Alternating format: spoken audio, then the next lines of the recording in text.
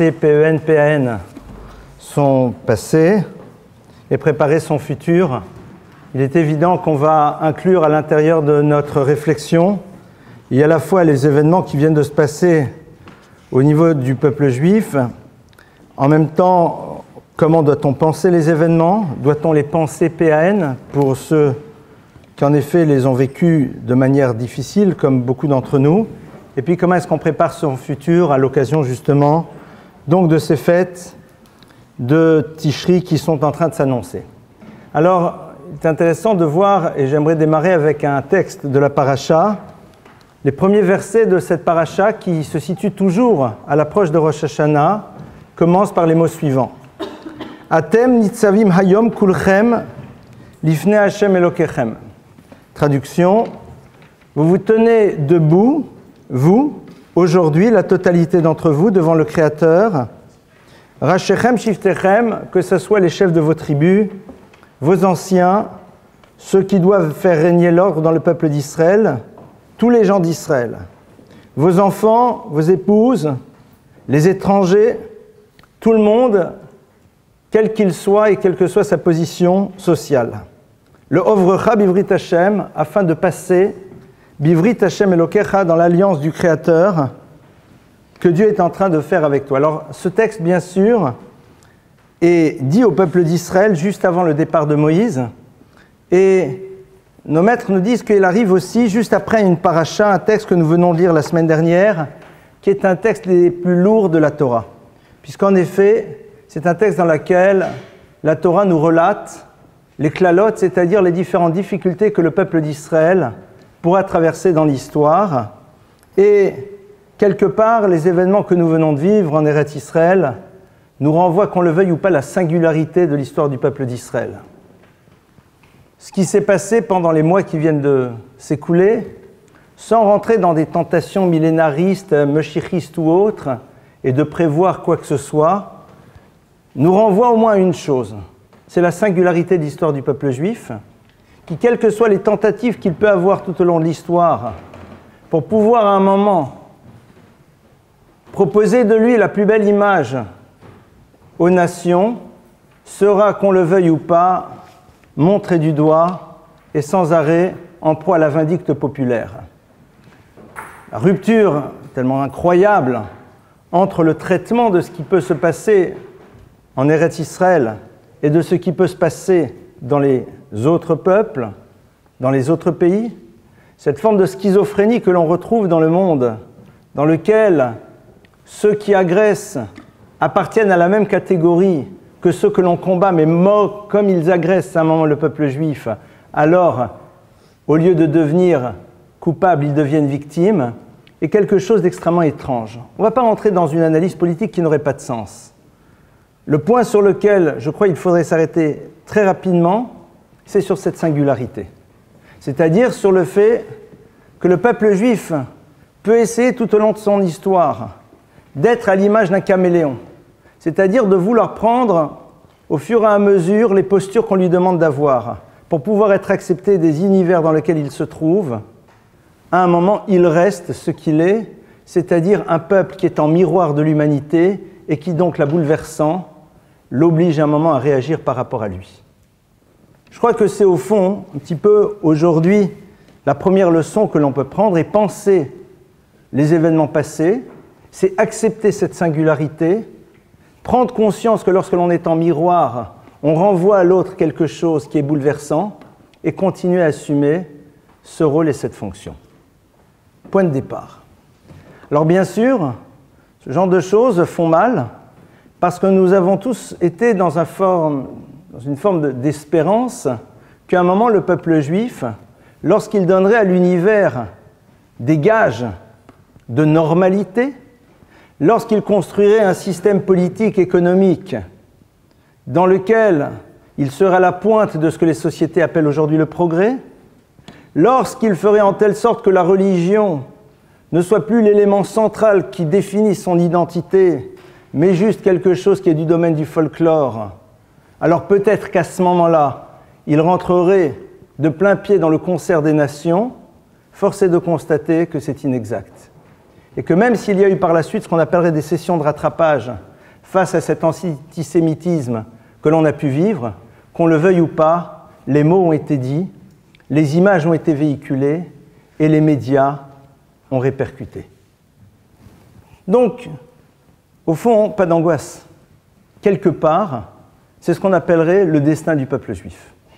Et le destin du peuple juif, c'est soit quelque chose que l'on assume, soit quelque chose que l'on supporte. C'est un choix. C'est un choix de positionnement, ce que Neher a appelé dans le titre d'un de ses ouvrages « Le dur bonheur d'être juif ».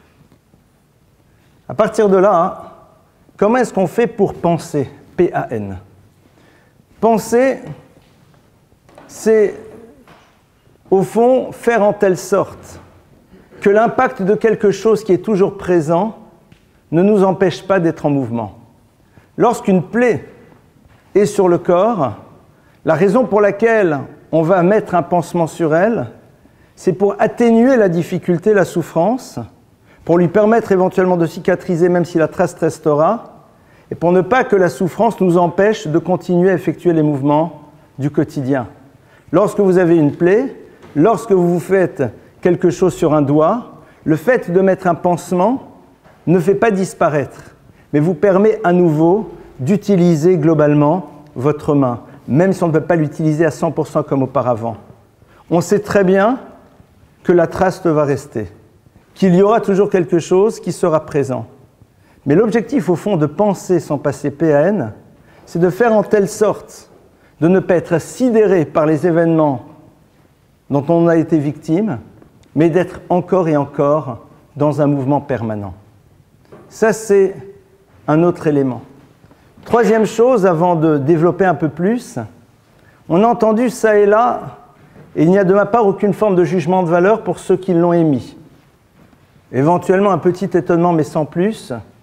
Quelques tentatives qui ont été faites d'annoncer la venue du Messie, ou que sais-je, lorsque nous étions confrontés à ce type d'événement. D'être là en train de nous dire qu'au fond, eh bien, vous allez voir ce que vous allez voir, et voilà ce qui va se passer.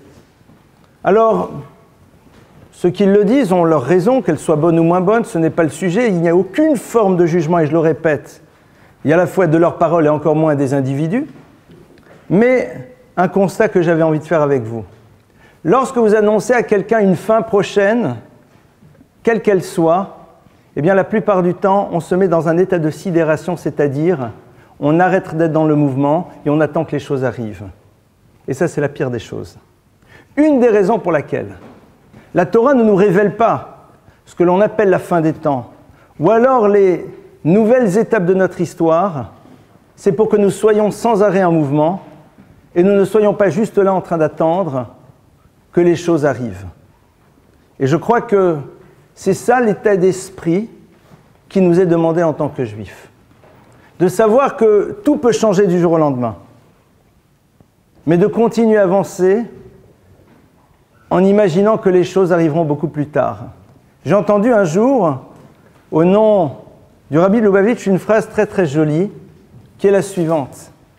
Il disait « Un juif doit vivre comme si le Messie, on va prendre ce terme, arrivait demain, mais il doit construire comme s'il allait arriver dans 100 ans. » C'est-à-dire être dans cette double dimension, dans laquelle, oui, en effet, il y a une forme d'accélération, il y a des choses surprenantes qui arrivent, mais ce n'est pas pour autant que l'on ne doit pas s'inscrire dans un mouvement et de continuer à avancer et à construire. Penser, PAN, ce n'est pas faire disparaître. C'est tout simplement faire l'acte nécessaire pour pouvoir continuer à avancer. Faire en telle sorte que le traumatisme ne soit pas quelque chose qui bloque mon mouvement.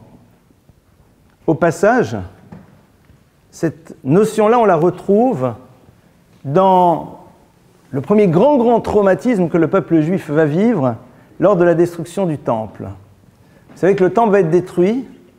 Il va y avoir à ce moment-là un maître qui s'appelle Rabbi Yochanan ben Zakkai. Rabbi Yochanan ben Zakkai est un maître parmi les maîtres, et il voit donc s'effondrer véritablement, il y a à la fois l'autonomie politique, l'autonomie économique, c'est évident, et aussi spirituelle du peuple juif. On rentre dans l'exil, c'est terrible. Qu'est-ce qu'il fait à ce moment-là? Il surmonte sa peine.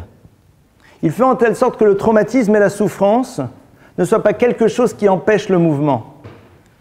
il construit immédiatement une académie talmudique à Yavne pour pouvoir déjà mettre en place les jalons de ce qui permettra au peuple juif d'avancer dans l'histoire en préservant la seule chose que l'on peut transporter partout, c'est-à-dire sa Torah, son savoir. Penser, c'est faire en telle sorte que l'événement ne nous empêche pas de continuer à être en mouvement. Et la question qu'on doit se poser, c'est est-ce que nous sommes toujours en mouvement ou est-ce que les événements nous ont scotchés et ont fait que l'on se retrouve dans une forme d'état de sidération, soit dans l'espoir que tout va changer du jour au lendemain, ou alors dans une forme de pleurs permanent sur ce qui a pu se passer et sur nos éventuelles souffrances. Penser le passé, PEN, c'est aussi analyser ce qui a pu se dérouler en Israël. Et j'en parle un petit peu puisqu'il se trouve que pour la première fois depuis des années, j'étais pendant 2 mois en Israël, puisque on développe un certain nombre de nouveaux projets, entre autres à Tel Aviv, plusieurs centres d'études qui existent déjà et on espère les développer ailleurs. Donc j'étais là-bas. J'ai eu le bonheur de pouvoir partager, d'enseigner aussi,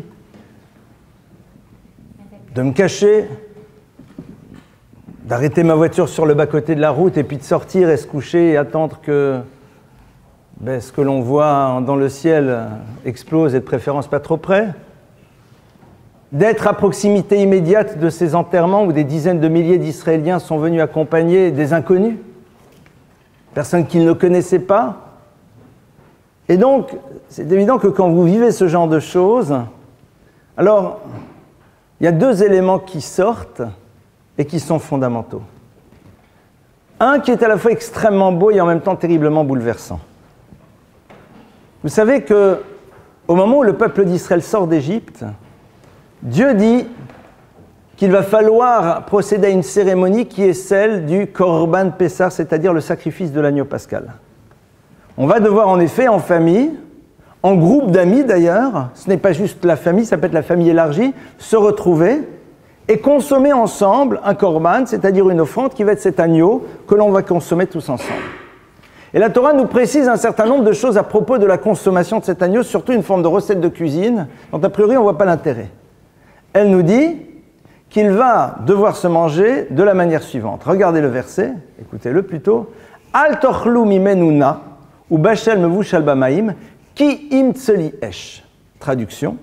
Ne le mangez pas bouilli, ou alors c'est une autre forme de bouilli dans de l'eau, c'est-à-dire ne le laissez pas cuire à l'intérieur d'un jus, ki im tseli esh, si ce n'est grillé sur le feu.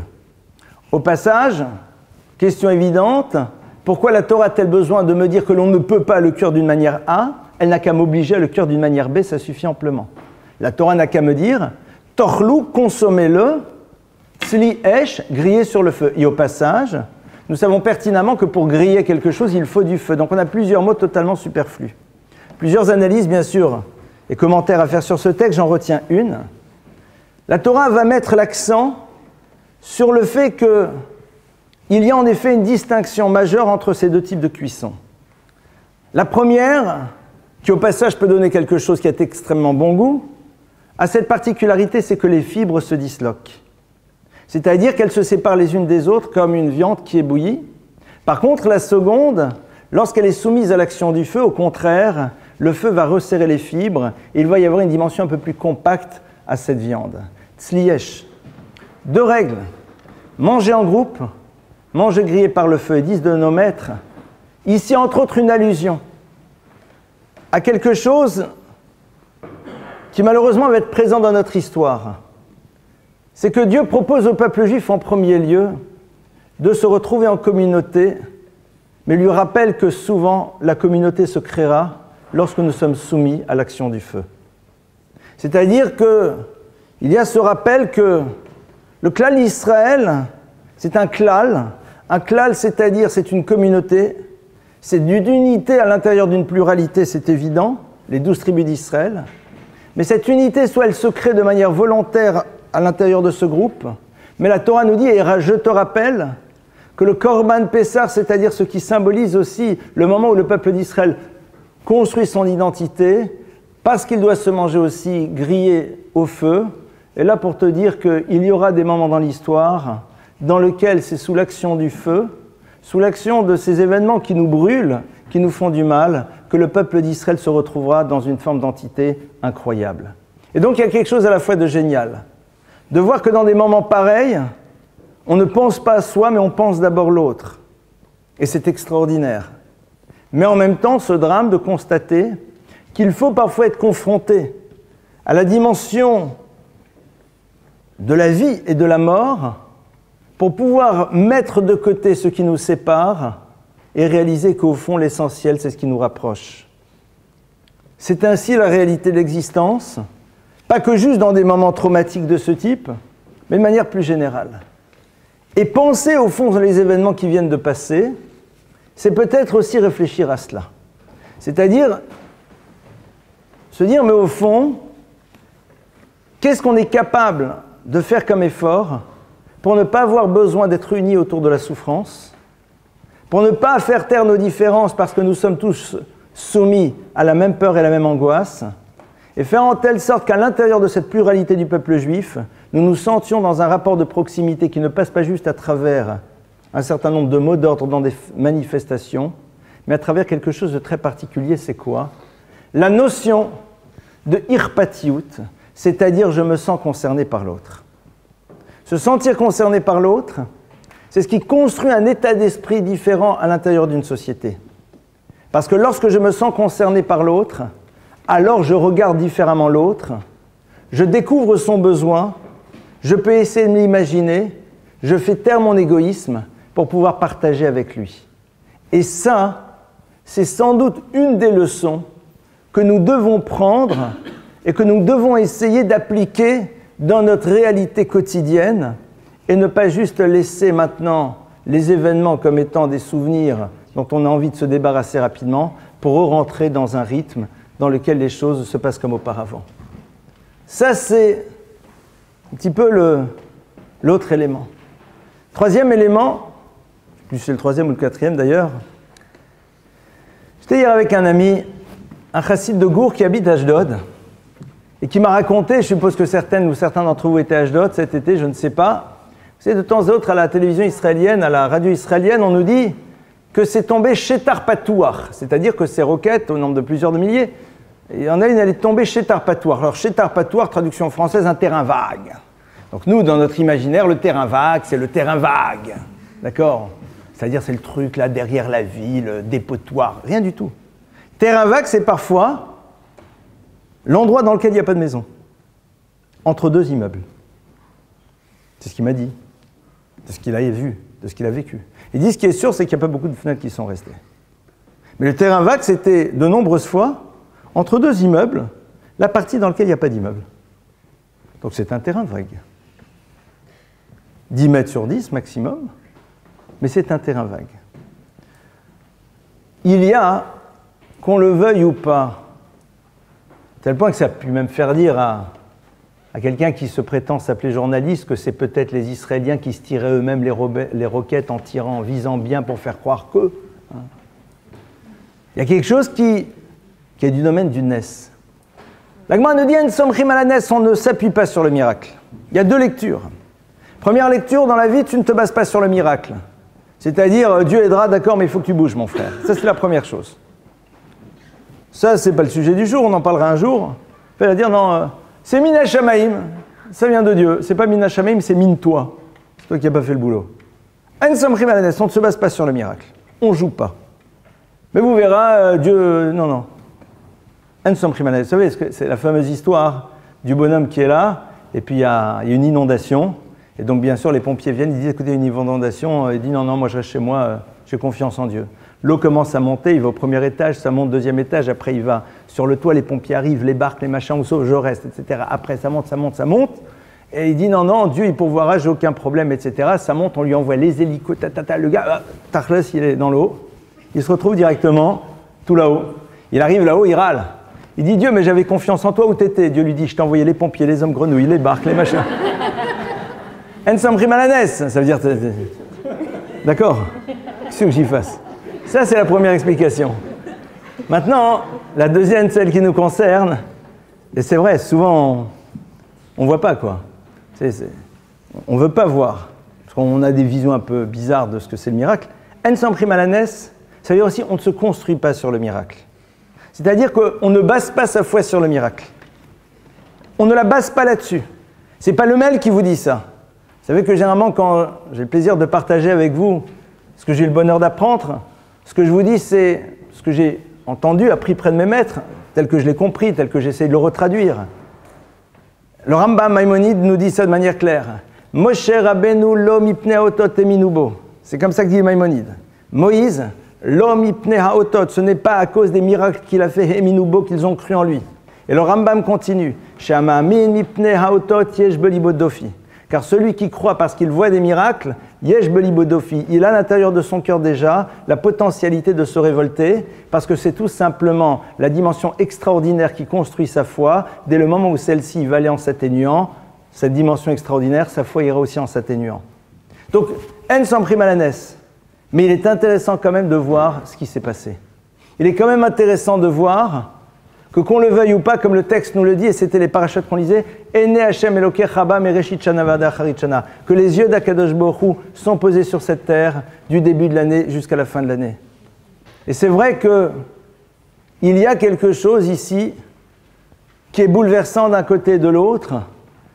Comme le disait un des soldats, il disait « Je ne peux pas faire la bénédiction en remerciant Dieu d'être revenu, parce que, qu'on le veuille ou pas, je pense à ceux qui ne sont pas revenus. » C'est vrai.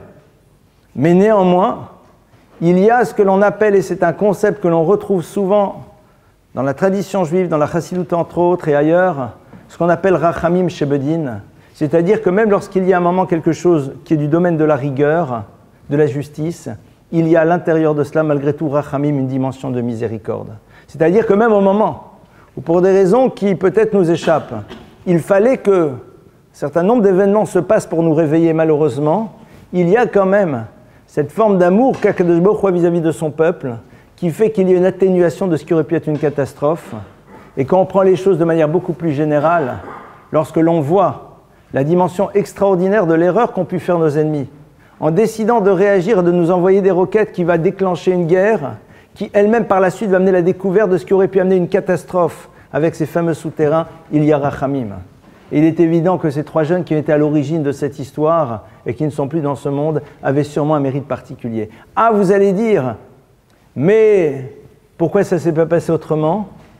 Ça, c'est déjà quelque chose qui est dans l'univers de ce que l'on ne peut comprendre et de ce que l'on n'a pas cherché à comprendre, parce que de toute façon, il y a ici quelque chose qui est dans un autre espace-temps. Mais ce qui est sûr, c'est d'au moins en faire le constat. Faire le constat qu'à l'intérieur du din, il y a eu rachamim. Qu'à l'intérieur de quelque chose qui aurait pu être une catastrophe pour le peuple d'Israël, il y a eu un moment une intervention divine qui passe, c'est vrai, à travers des événements lourds, mais qui l'auraient été beaucoup plus, et qui ont permis d'échapper à des choses qui auraient pu être des catastrophes. On voit ici à nouveau la dimension très surprenante de l'histoire du peuple d'Israël, et je crois que c'est cette notion-là que l'on doit garder profondément à l'intérieur de soi.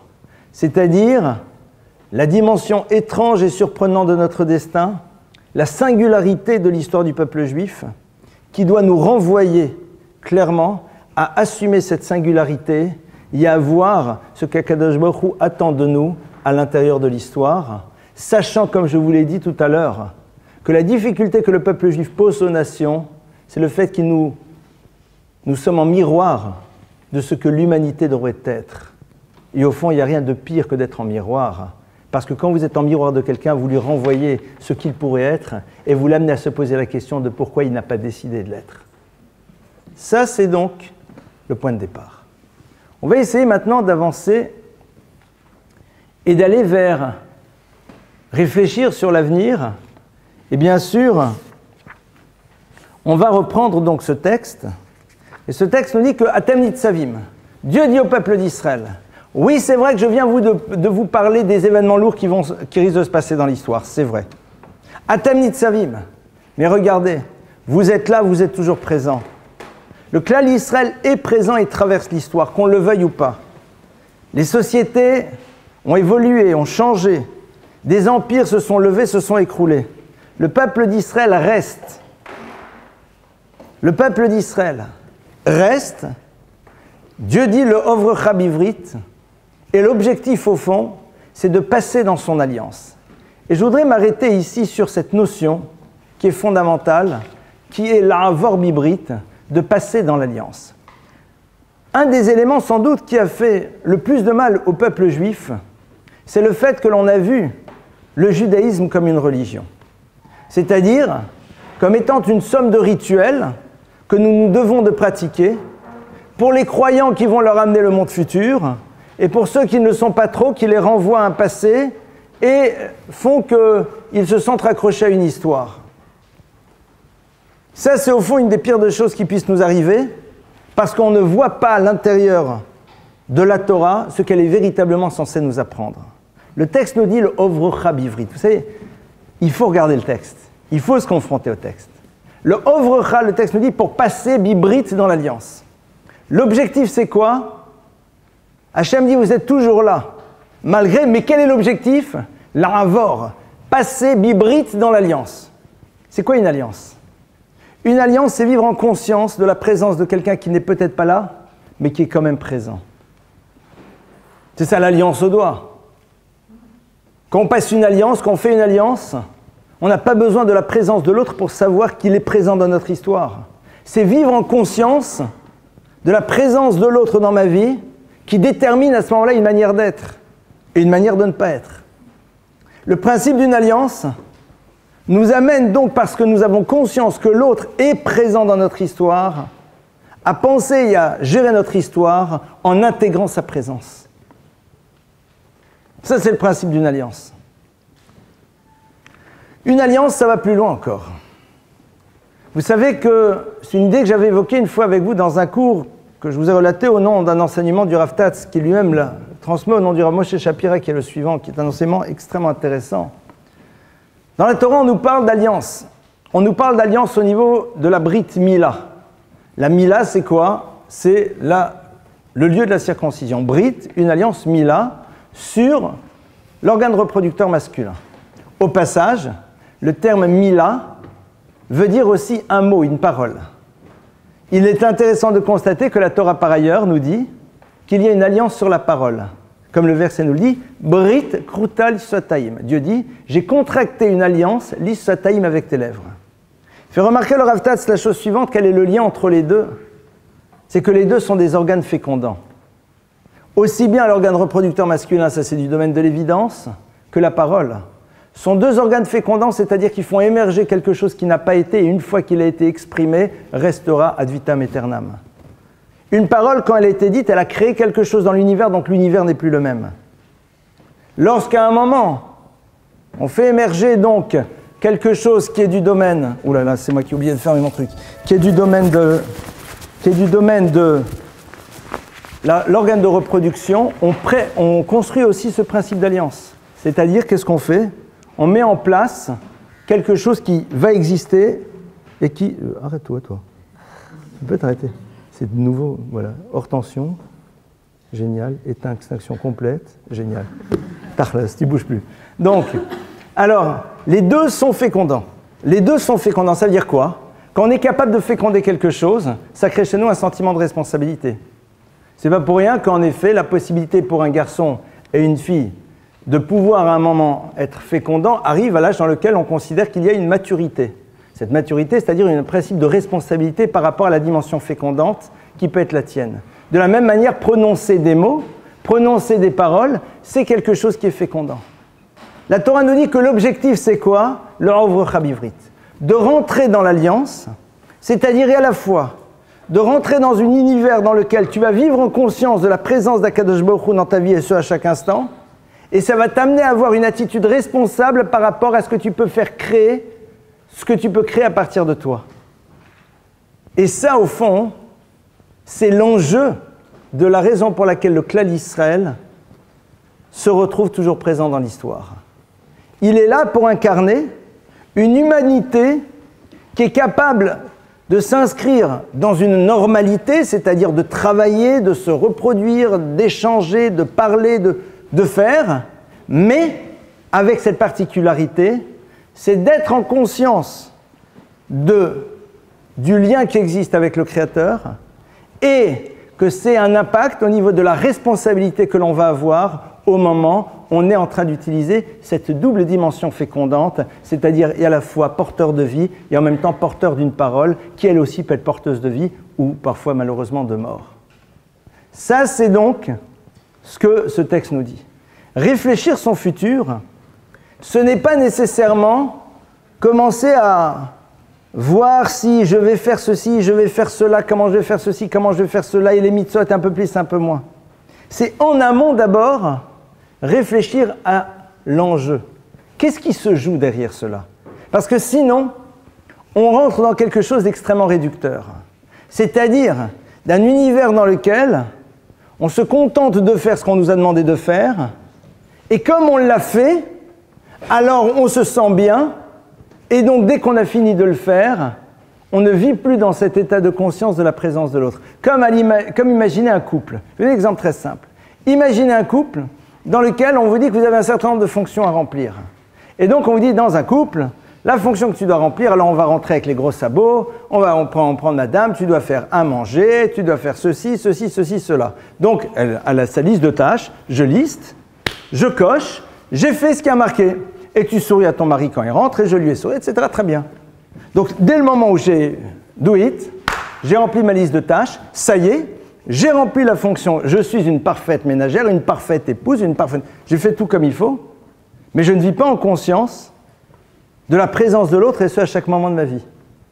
Or, l'essentiel de l'histoire du couple, elle se situe justement là, parce que les tâches ménagères, n'importe qui peut les faire. Parce que la majeure partie de ce qui est du domaine de l'obligation technique à l'intérieur d'une famille, vous pouvez demander à quelqu'un d'autre de le faire, c'est totalement impossible. Ce qui est important à l'autre, c'est de savoir, est-ce que tu penses à moi au moment où justement tu n'es pas en train d'agir pour moi, au moment où je ne suis pas là, au moment où justement le lien n'est pas déterminé par une obligation que j'ai vis-à-vis de toi. C'est ça qui est fondamental. Si vous dites à l'autre, regarde, combien tu es présente est importante dans ma vie, la preuve, je t'ai fait la cuisine, le machin, etc., l'autre sourit. Pourquoi? Parce que c'est vrai, mais ça n'importe qui peut le faire. Il se trouve que dans une relation de famille, alors il y a une répartition des tâches, mais ça s'arrête là.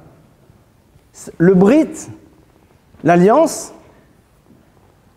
elle se situe justement dans quelque chose qui n'est pas du domaine de l'obligation. Mais il y a aussi les obligations. Parce que si vous dites à l'autre, je pense à toi, mais la totalité de ce que je suis censé faire pour ton bien-être, je ne le mets pas en place, il y a un problème aussi. Et c'est ça au fond. Le danger serait justement d'oublier que l'objectif, c'est l'œuvre Chabivrit, c'est de rentrer dans cette alliance. Et cette alliance qui va créer chez nous un principe de responsabilité. Au moment où on réalise que l'on est à l'image du Créateur, c'est-à-dire nous aussi potentiellement créateurs. Nous sommes potentiellement créateurs. Et ça, c'est quelque chose d'absolument incroyable. Et que nous avons en permanence la possibilité de créer et d'inscrire quelque chose qui est du domaine de l'éternité. Ça, c'est réfléchir au futur. Le texte continue et nous dit le man hakim atra ayom lolam vuy elochal elokim kasher diver lach velo yitrem levadechem. Dieu dit parce que l'objectif c'est quoi? C'est de contracter justement ce lien. Et le texte nous dit velo yitrem levadechem. Et ce n'est pas juste avec vous, dit Dieu, que je mets ça en place. Qui est asher yeshno po imanu medayom, vet asher enenu po imanu ayom. Car ça se fait aussi avec ceux qui ne sont pas présents maintenant dans l'histoire. C'est-à-dire que la Torah nous demande de réaliser que dès le moment où l'histoire singulière du peuple d'Israël commence à se mettre en place, et que Dieu nous renvoie à ce que va être notre histoire, qui va être ce lien permanent avec lui, il nous dit, je te rassure, tu ne fais pas ça juste parce qu'on te l'a dit, mais tu le vis parce que tout simplement, moi-même, je te l'ai demandé.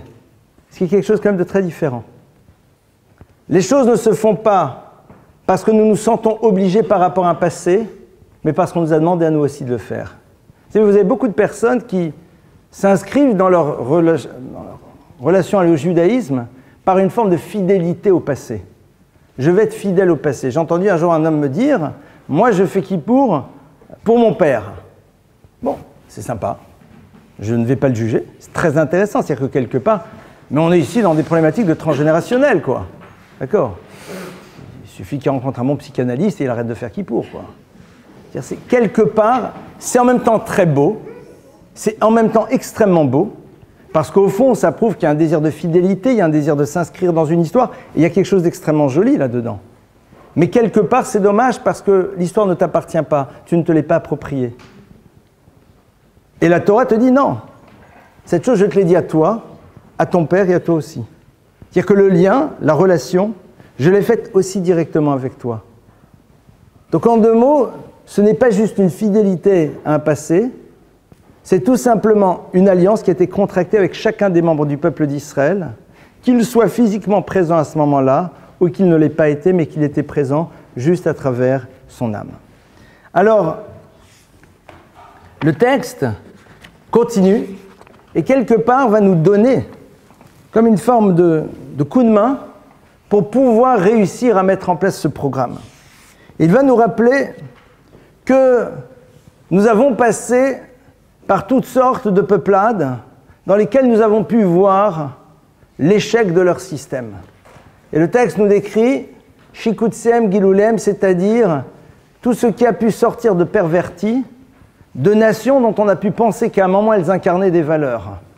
On est bien placé pour le savoir. Vatirou, c'est-à-dire le texte dit « Vous avez vu, ce n'est pas des histoires. Vous avez vu ces civilisations qui étaient à la pointe du progrès et qui étaient capables de faire preuve de la plus grande des barbaries.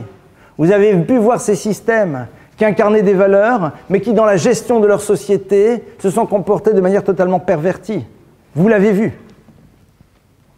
Et néanmoins, le texte nous dit, rappelez-vous qu'il y aura peut-être parmi vous des individus qui, malgré cela, alors qu'ils auront face à eux une histoire qui les renvoie à l'échec des systèmes dans lesquels ils ont été, voudront néanmoins les rejoindre, et ce pour quelle raison? Et là, le texte nous dit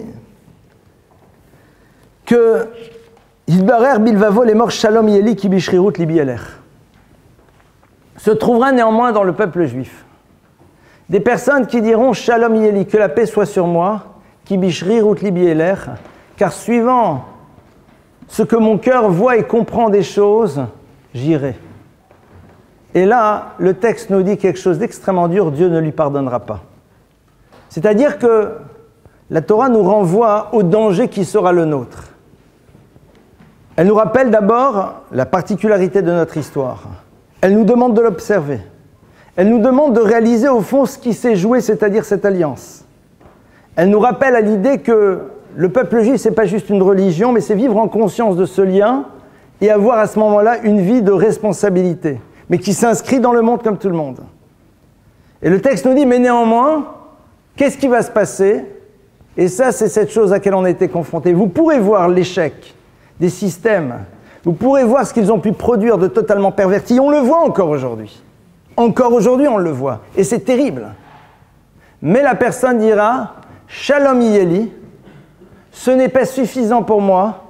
Moi, je saurai vivre en harmonie. Ki bishrirut libi eler, c'est suivant les désirs et les inclinaisons de mon cœur que je veux aller.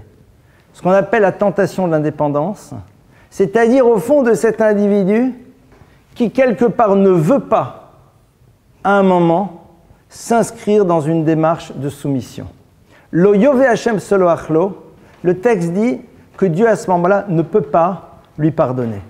C'est-à-dire que une des choses qui va être les plus difficiles dans l'histoire, ce n'est pas tant quand le peuple d'Israël n'accomplira pas les commandements, parce que malheureusement, il ne les connaîtra plus.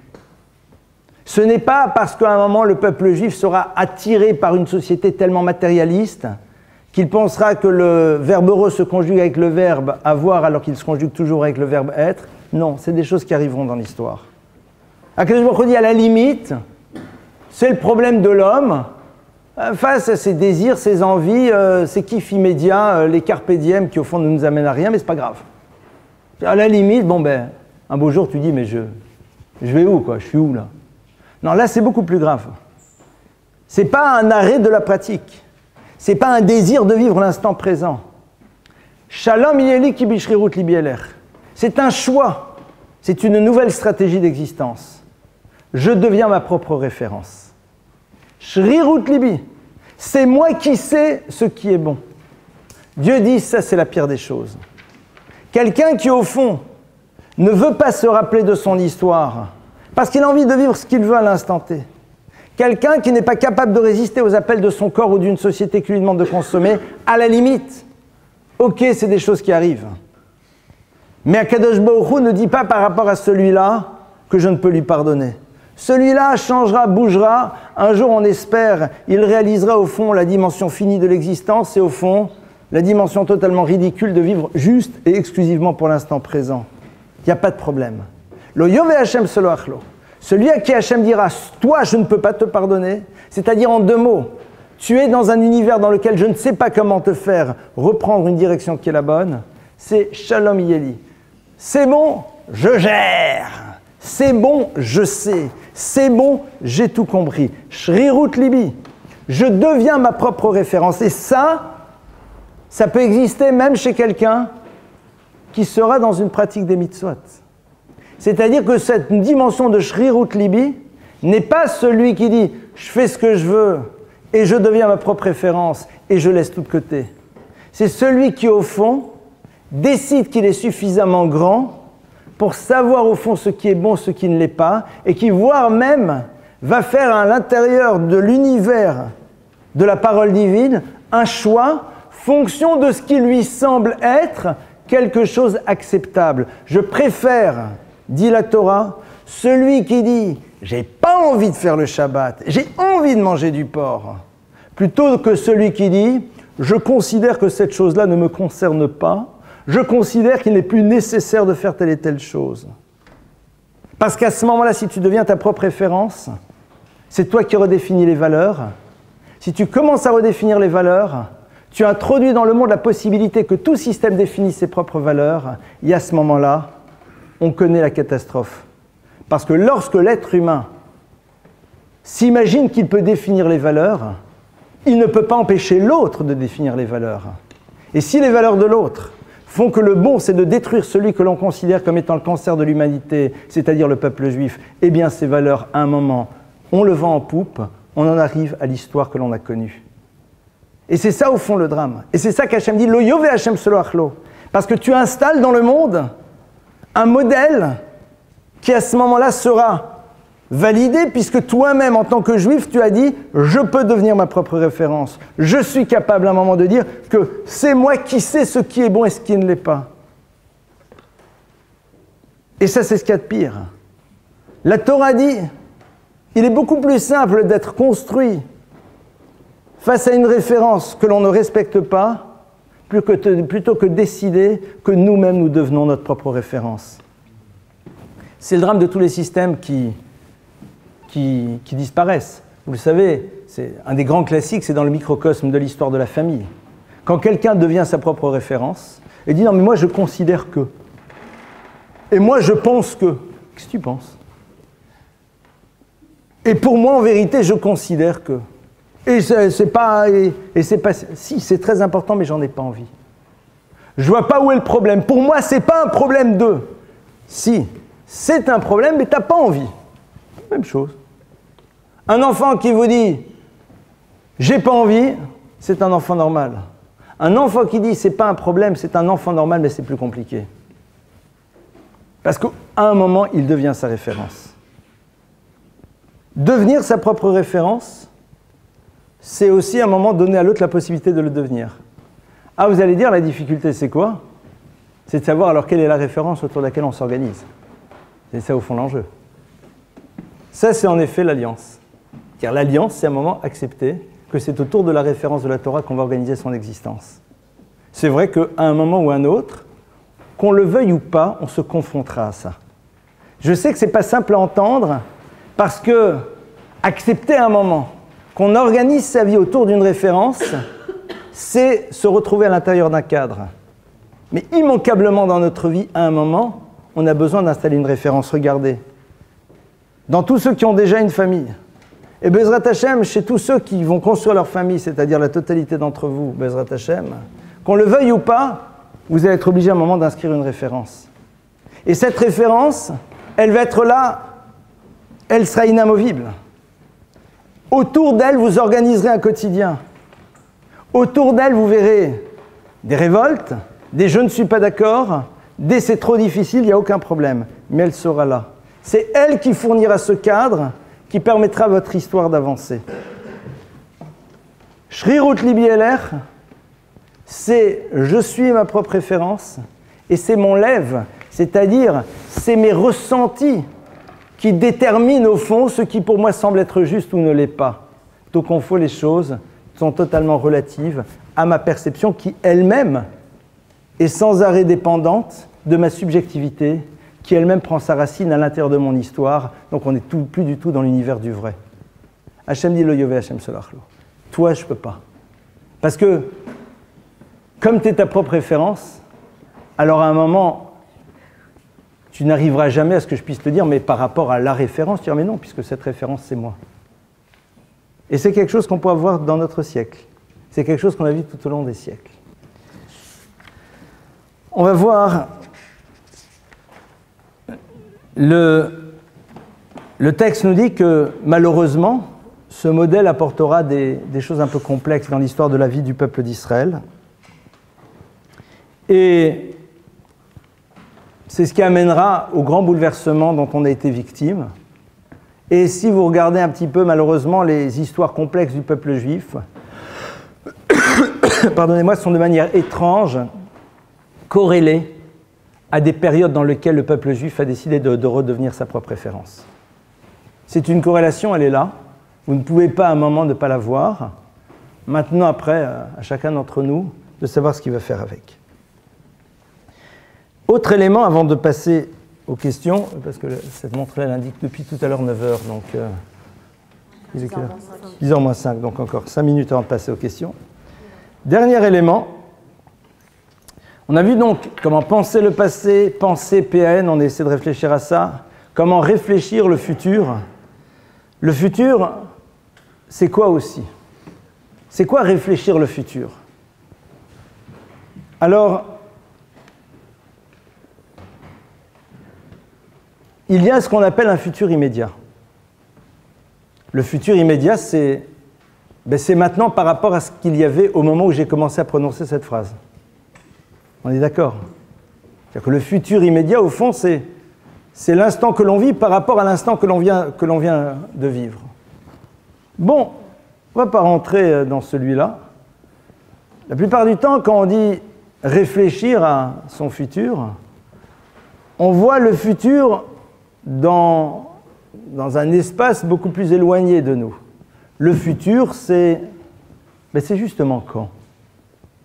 C'est que si le futur immédiat, c'est l'instant T par rapport au moment où j'ai commencé ma phrase. Dans 2 heures, c'est un vrai futur. Dans 3 heures, c'est un vrai futur. Dans 4 heures, c'est un vrai futur. Après, c'est le problème du delta. C'est-à-dire que soit on est dans ce futur immédiat qui est quasiment lié au présent, c'est l'instant qui suit le présent, donc c'est quelque chose qu'on vit en permanence.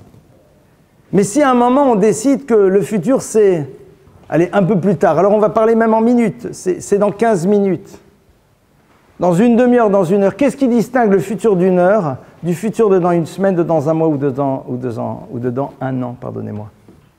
Manishtana, quelle est la différence ? A priori, il n'y en a aucune. La différence, elle est très simple. C'est que si pour moi le futur de dans 1 heure, c'est le même principe que celui qui va avoir lieu dans 1 an, et que dans 1 an, j'ose espérer que j'ai envie d'atteindre un objectif, alors quel est l'objectif que je vais atteindre dans 1 heure, quel est celui que je vais atteindre demain ? Réfléchir son futur, c'est d'abord réintégrer dans notre vie, c'est quoi la notion du futur ? Il y a le futur immédiat et il y a l'autre futur. Le futur immédiat, au moment où je le pense, il est futur par rapport au moment qui vient de passer.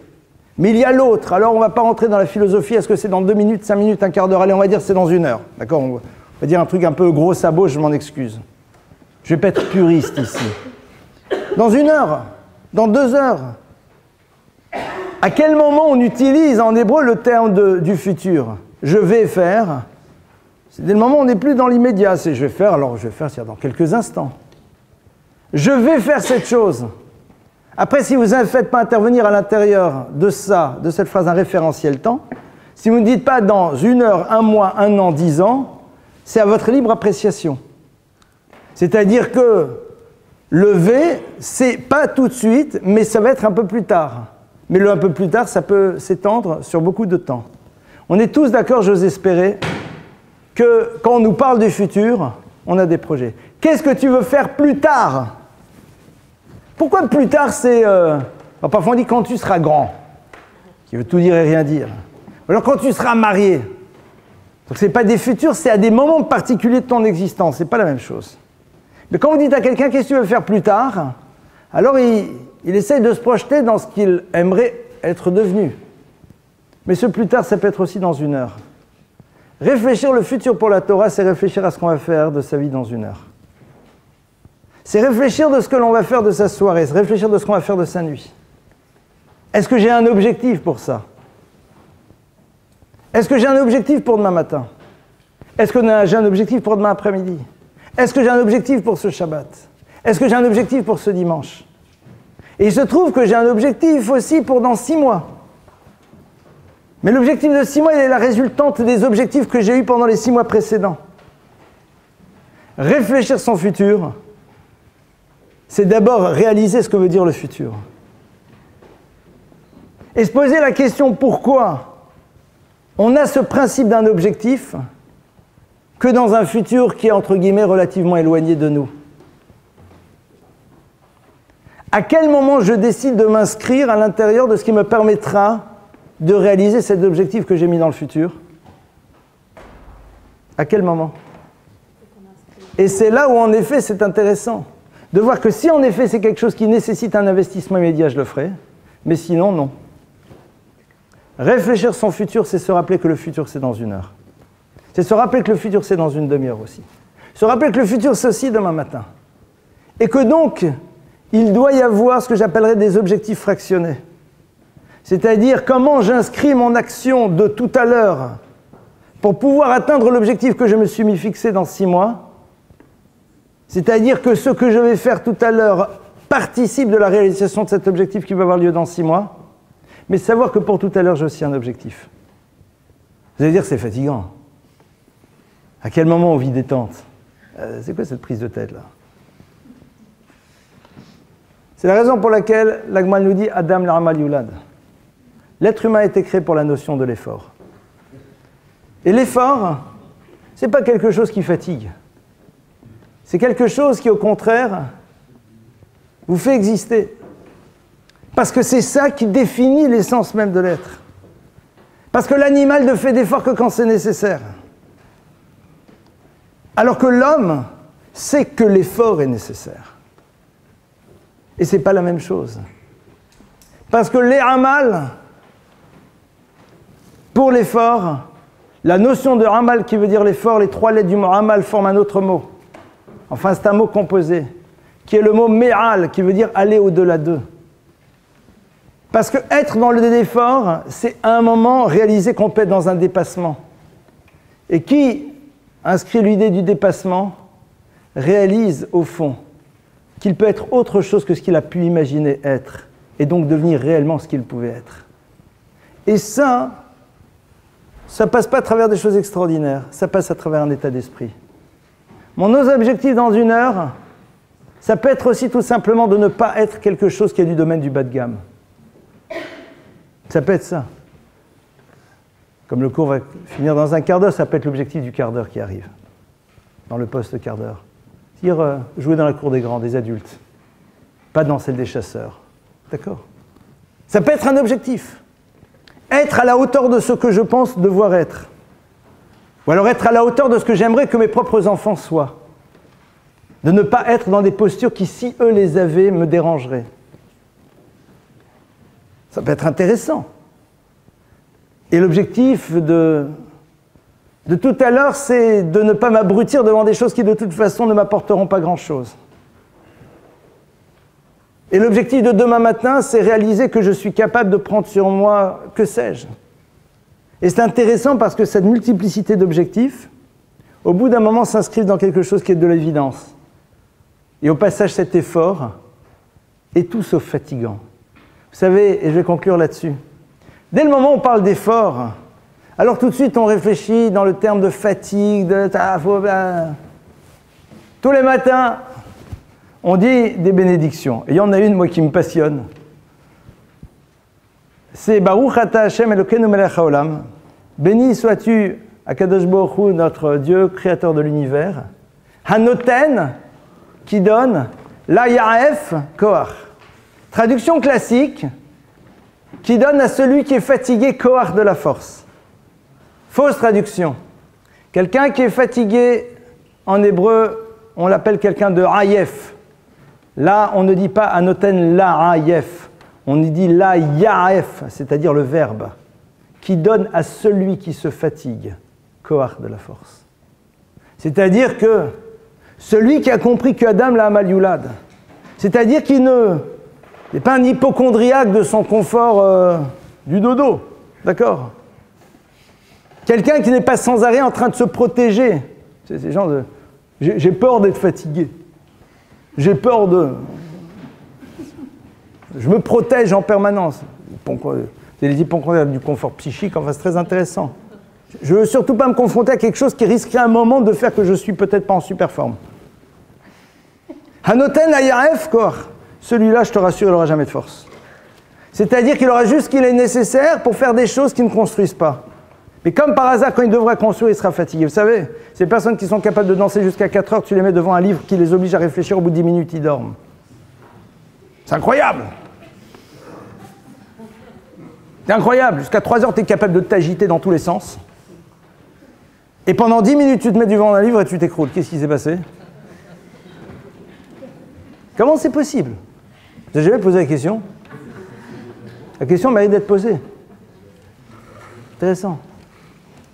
Un hôtel Nayaref. Celui qui est Meyaref. Et moi, je vois parfois des gens à la yeshiva, je me rappelle, ils arrivaient en retard le matin à la tefila. C'est pas qu'ils étaient fatigués, qu'ils étaient paresseux. Ils étudiaient, ils avaient oublié de dormir. Et il s'est rappelé à 5 heures que tiens, il faut peut-être que j'aille dormir. Il y a des choses que j'ai vécues. Moi, malheureusement, j'étais juste l'observateur, mais les copains le faisaient, quoi. Donc. Tiens, attends, 5 heures, il faut dormir normalement. Qu'est-ce que tu es en train d'étudier, mon frère? La Yaref, celui qui décide de se fatiguer. Cette notion de Hamal ne doit pas nous faire peur. Cette notion de Méral, de dépassement, ne doit pas nous faire peur.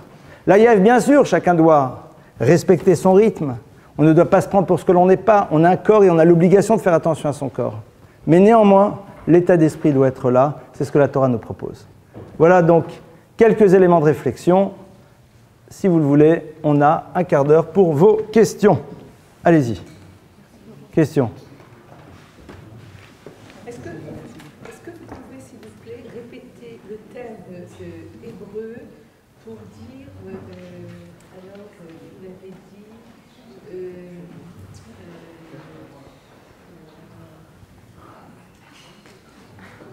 bon, je vais revenir, je le retrouve plus. Bon, alors quand vous l'aurez retrouvé, vous me poserez la question. Voilà, je me sens concernée par l'autre. La notion de irpatiout. Irpatiout, irpat. Alef yud kaf pe yud vav tav. Autre question? Oui, allez-y.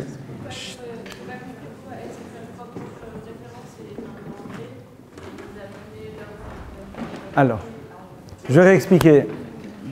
Alors, être sa propre référence, c'est tout d'abord définir les valeurs. On est d'accord?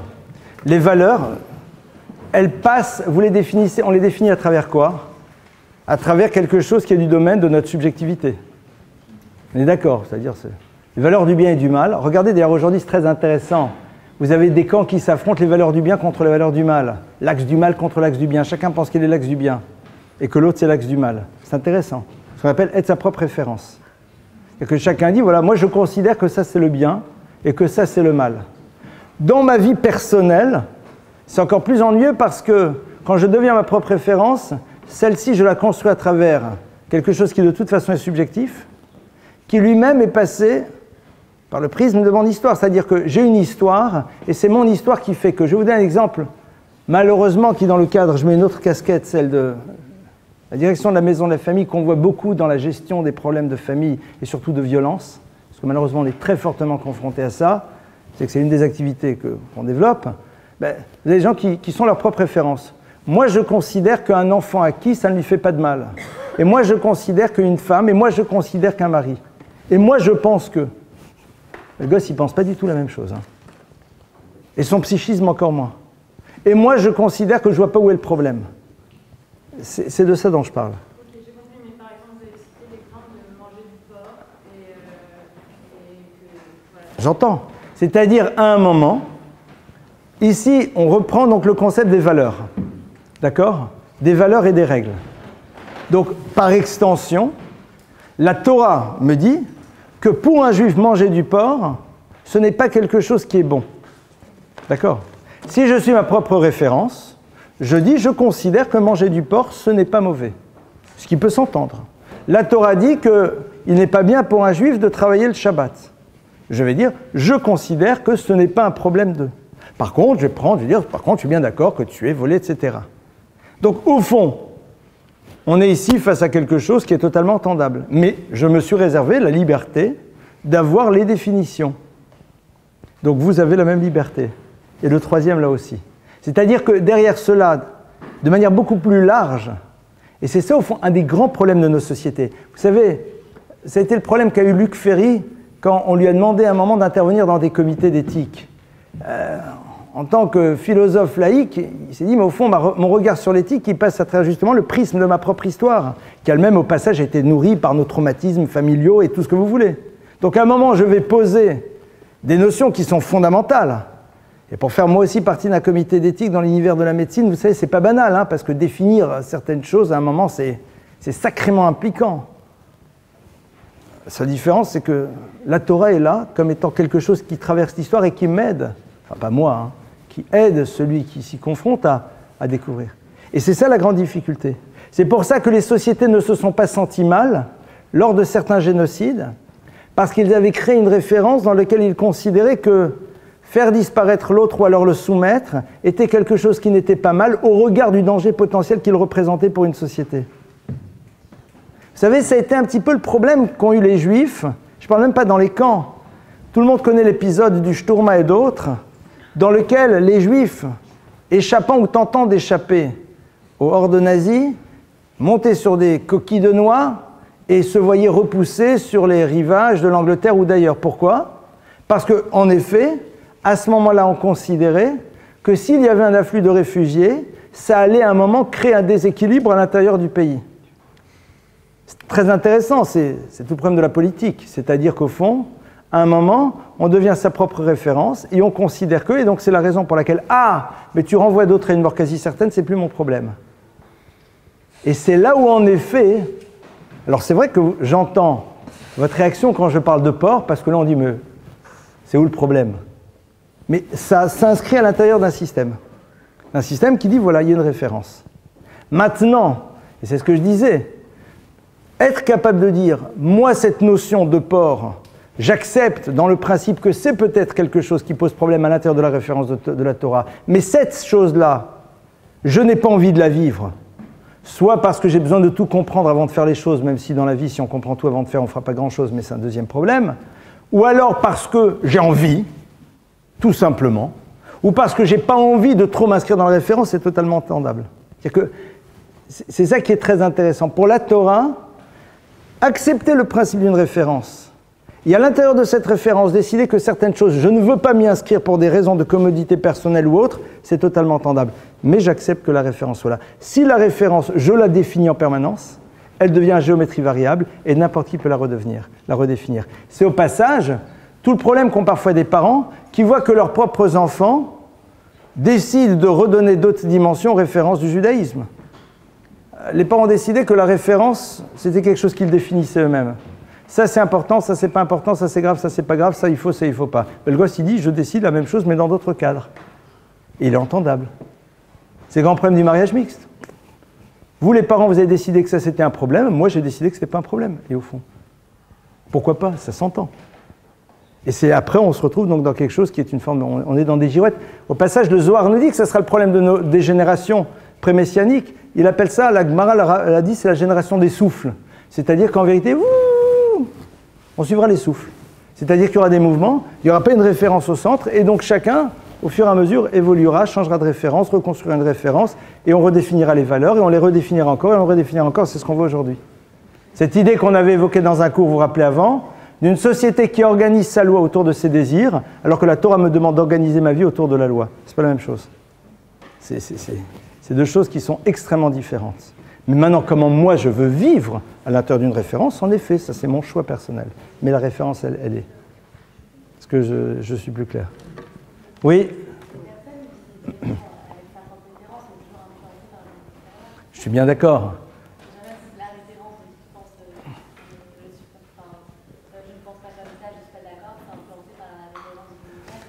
C'est parmi les une chose. Aujourd'hui, en plus, tu constateras que la plupart du temps, ce que l'on dit, ce n'est pas l'expression de notre pensée, c'est la plupart du temps, nous ne sommes que les haut-parleurs d'une pensée qui a été véhiculée par d'autres. C'est tout le problème des médias. De la caisse de résonance qui fait que tu vas redire avec tes propres mots ce que d'autres ont dit, sans te dire, mais est-ce que véritablement je le pense? Et plus que cela, qu'en pense la Torah? Moi, ce qui m'intéresse, c'est qu'est-ce qu'en pense la Torah?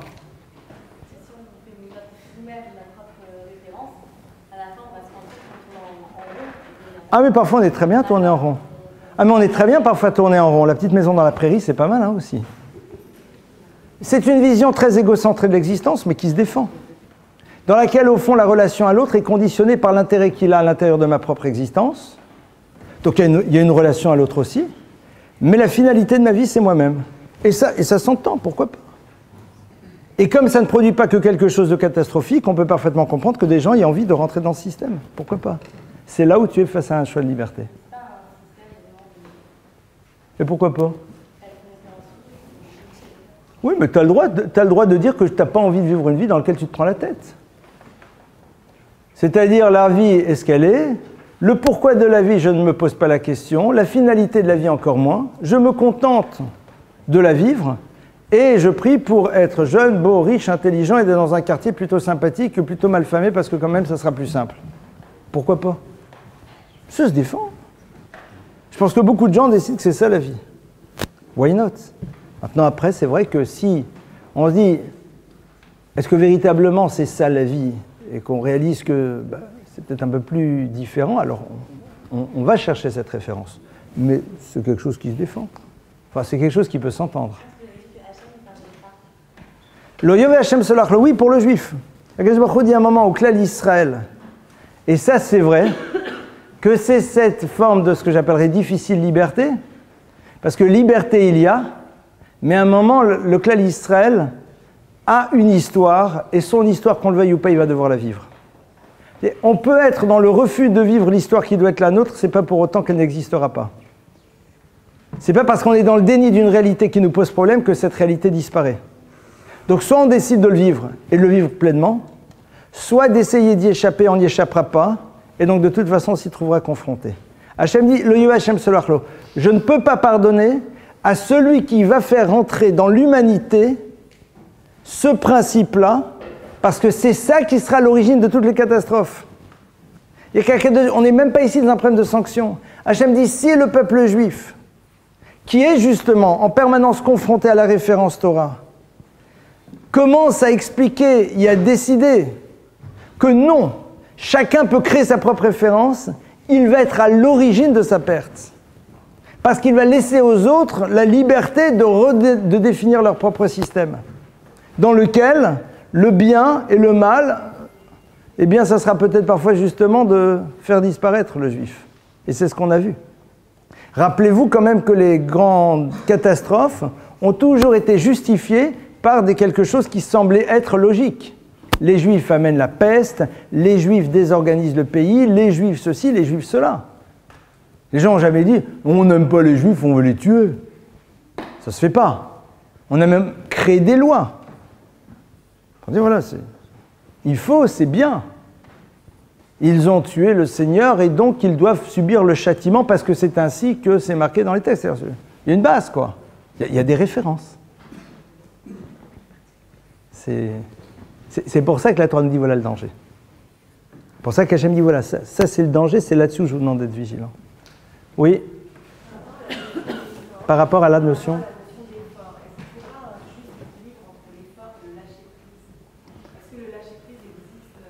Pour être vraiment dans le lâcher-prise, il faut faire des efforts. Hein.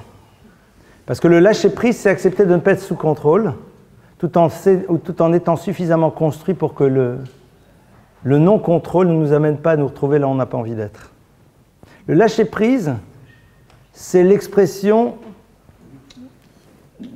Enfin, le lâcher-prise, il est fondamental, parce que c'est celui qui vous permet de vivre pleinement et totalement les différents moments de votre existence. Mais parce que vous êtes... J'entends, et je suis complètement d'accord avec vous, parce que dans notre terminologie à nous, c'est vrai que quand vous utilisez le mot effort, on a l'impression que la personne est sans arrêt en train de... Voilà, en acharnement, il est en effort, je fais des efforts. Non, non. Au contraire, se laisser aller à vivre pleinement quelque chose sans à un moment être dans le contrôle permanent, c'est un effort. Je vous donne un exemple très simple. Prier en étant dans un état de lâcher-prise, c'est-à-dire dans un moment dans lequel ce n'est pas ce que l'autre va regarder de vous qui va être important, ce n'est pas avant tout le regard, rien, mais vous-même, vous décidez véritablement de vous laisser aller aux mots que vous êtes en train de dire, de les vivre totalement. C'est incroyable.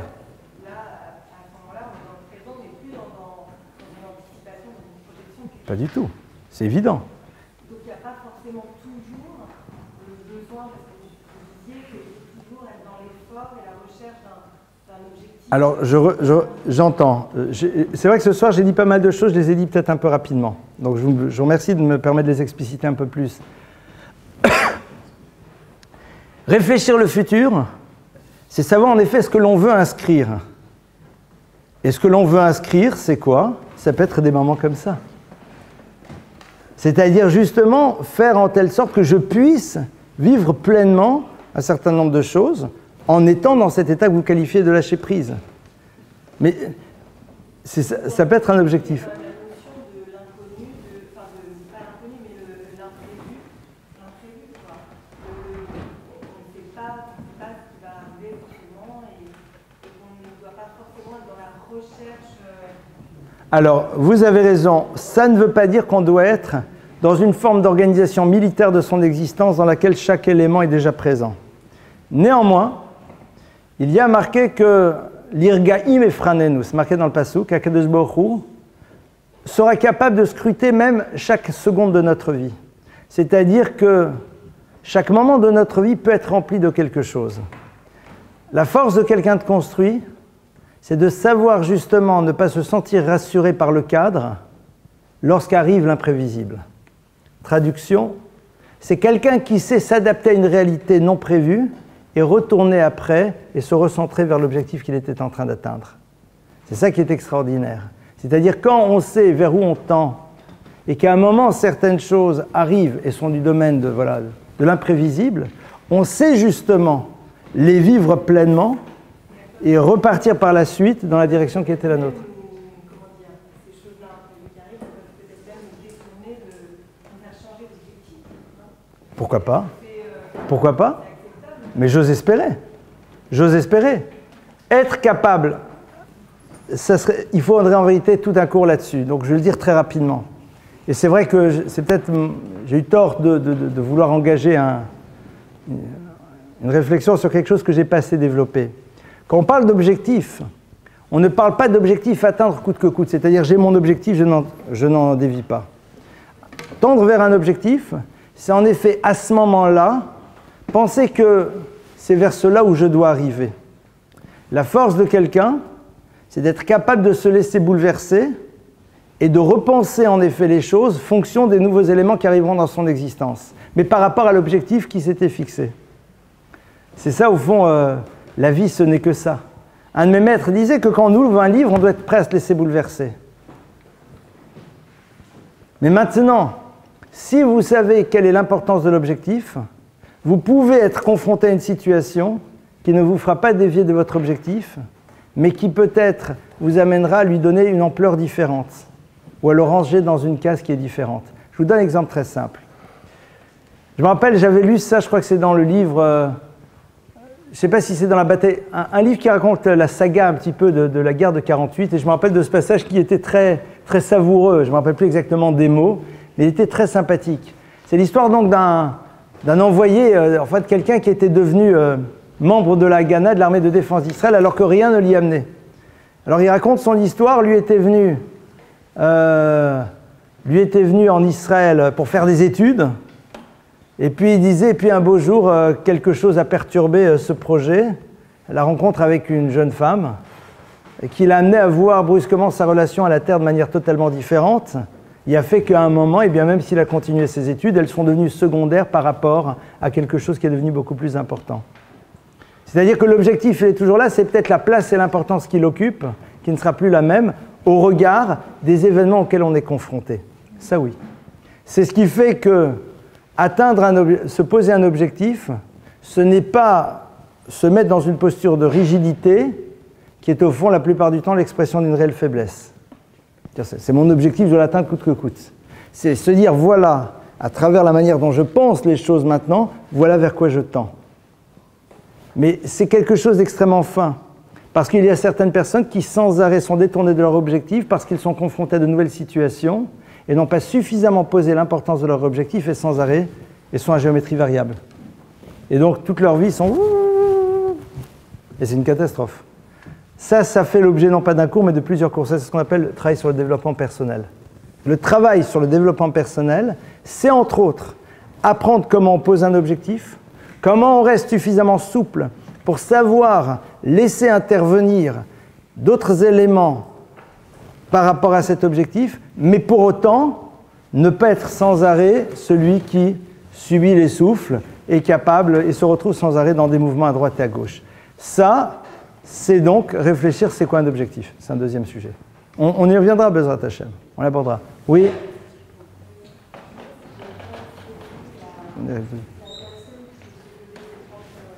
Un tout petit peu plus haut.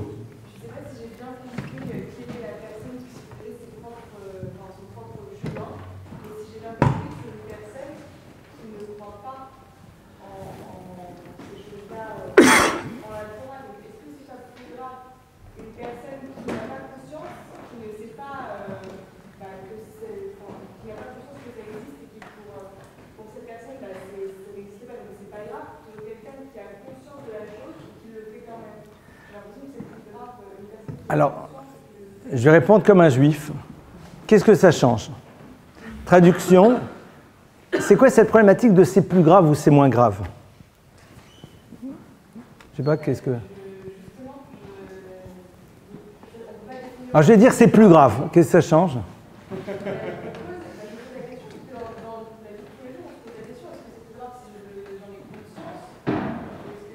D'accord, donc ta question est de savoir est-ce qu'il ne vaut pas mieux être dans l'univers de l'ignorance?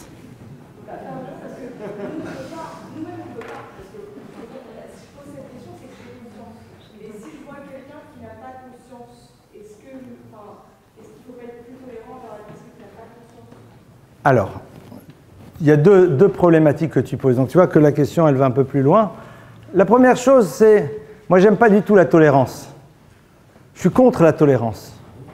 Totalement contre, parce que si je suis tolérant, j'ai décidé que je suis référence. Et je te tolère. Et ça, c'est terrible. Ce mot-là me fait peur. Je suis tolérant vis-à-vis de vous. C'est-à-dire, je suis la référence et je veux bien, je vous accepte. C'est pas banal, hein. La tolérance, c'est je vous tolère. Quelqu'un qui dit « je suis très tolérant », d'accord? Ça fait très classe. Si je vous dis « oh, vous savez, chère mademoiselle, je vous tolère », bon, on va dire « c'est qui ce gars-là? Il se prend pour qui ?» D'accord?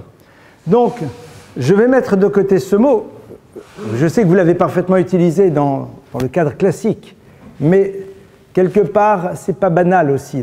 La Torah nous demande de faire attention au langage, c'est pas simple. Parce que je ne suis pas là pour être le flic du bon Dieu.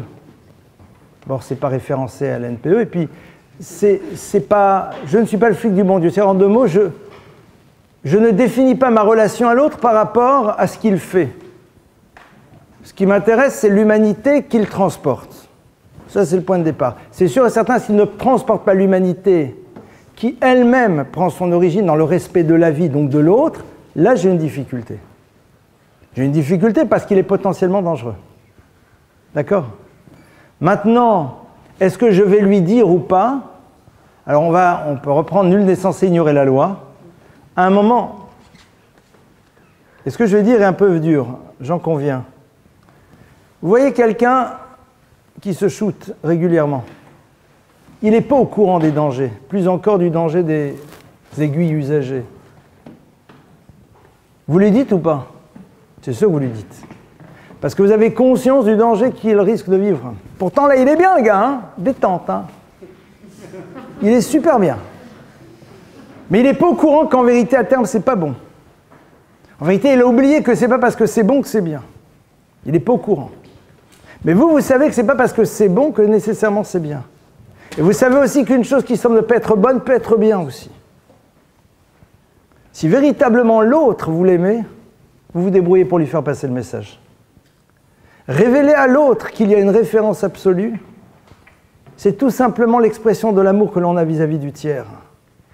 Maintenant, il est clair qu'à un moment, le coup de chacun sa vie, chacun son chemin, c'est quelque chose qui n'est pas du tout ce qui va construire. Parce que c'est le principe de la déresponsabilisation. Après, vous avez le problème de la méthode. Après, vous avez le problème de savoir comment vous allez le dire. Après, le gars qui était persuadé qu'en effet, se shooter tous les jours, c'est bon, vous allez au fur et à mesure l'amener à réfléchir sur le fait que c'est peut-être pas si bon. Vous n'allez pas débarquer en disant « c'est très grave !» Non, surtout pas. Parce que vous allez avoir l'effet inverse. On est bien clair. Par contre, vous allez faire en telle sorte que lui-même développe une réflexion pour arriver à cette conclusion, et ça, c'est un travail de stratégie de communication. D'accord? Ça, c'est encore autre chose. D'accord? Dernière question, parce que depuis tout à l'heure, oui? Ça, juste le fait de prendre conscience du futur est une manière de prendre conscience de sa vie. Je pensais à une phrase de Picasso, comme ça, juste assez amusante, qui dit « Si l'on sait aussi ce que l'on va faire demain, à quoi bon le faire ?» Voilà, par rapport à ce qu'on disait tout à l'heure. Si on sait ce que l'on va faire demain, alors à quoi bon le faire? Comment vous comprenez cette phrase? Je pense qu'il y a des choses qu'il faut effectivement... il y a des choses qu'il faut effectivement réfléchir comme un objectif qui est intéressant, parce que c'est ce qui nous pousse à avancer. C'est ce que vous disiez au début, justement, mais le fait de... il y a aussi des choses qu'il faut savoir aussi vivre. C'est là où, en effet, j'attendais ce mot, je suis très heureux. Je sais ce que je vais faire, mais je ne sais pas ce que je vais vivre. Et c'est ça où est toute la différence. Je sais ce que je vais faire, ou je sais ce que je veux faire, mais je ne sais pas ce que je vais vivre. Parce qu'au moment où je suis dans le faire, je suis dans une rencontre d'un élément que je ne possède pas, qui est justement ce futur. Et celui-là, en effet, va donner toute la saveur et tout le relief à ce que je vais faire, mais que je veux faire. Voilà. Très bien. Merci pour votre écoute. Bezrat Hashem, à la semaine prochaine. Soyez gentils. C'est les